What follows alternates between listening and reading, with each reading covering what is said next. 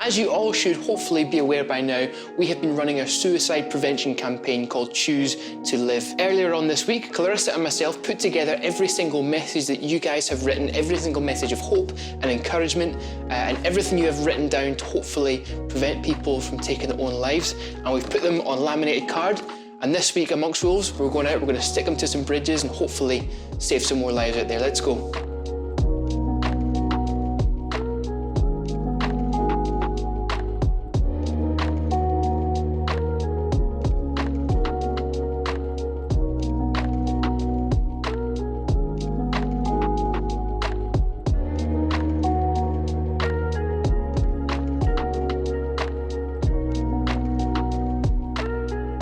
800,000 people a year take their own life.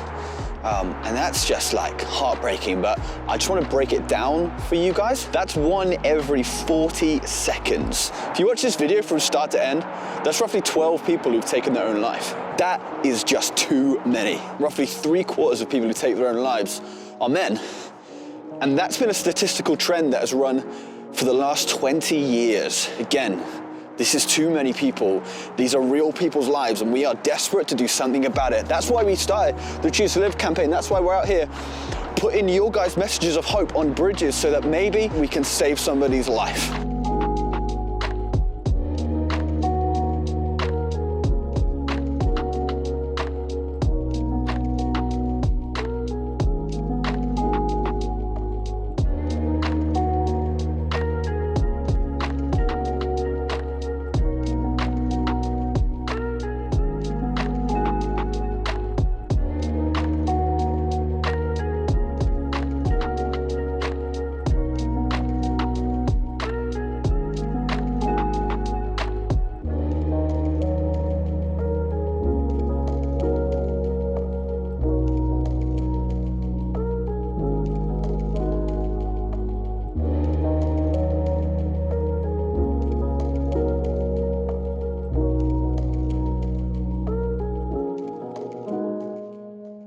So I saw in the news the other day that the numbers of young people going to hospital because they're harming themselves has risen a huge amount since lockdown started, and it's quite alarming. You know, the psychological impacts of social isolation and boredom is leading to a lot of us to really struggle with our mental health. And you know, the whole reason we wrote our song Voices and we started the whole Choose to Live campaign is because we wanted to make some noise about suicide and put some messages of hope out there, so that hopefully someone who's feeling really low, who is maybe wanting to take their own life, or who just wants to escape the pain by doing that, would see that there is actually reasons to live. You know, there's so many reasons to choose to live, there's so many reasons to hold on, but the ultimate reason, you know, the reason we're actually here, the reason we exist, is to know God on a personal level, to have an intimate personal connection with a good, loving God who knows you and is for you. You may say, Dan, how can there be a good God? You know, you may be looking at the world and thinking, it feels like things are just getting worse. You're telling me God's good and he loves me, but it doesn't feel like that, like stuff's really hard. You know what, I'd say that's a fair comment. I think a lot of us ask that question, a lot of us have asked that question. And you know what, the Bible is not trying to sell this image of a world that is perfect, or that if you believe in God, then everything's gonna be great, or it's not even trying to sell you the idea that if we were all really good people and behaved really well, then the world would be perfect. Actually, the Bible acknowledges the fact that this world is broken, that it is messed up, that we're broken people. But it also says that God is in the business of putting things back together. See, I don't think the idea that there is a good God and that this world is broken are opposite ideas at all. I actually think the Bible talks about how one day God is going to come and make everything perfect once again. One day he's going to come and he's going to take everything that was broken and he's going to put it back together, and you know what, it will be more beautiful than it was before it was broken. And the same goes for you if you put your trust in him. How do we know that that's what's going to happen?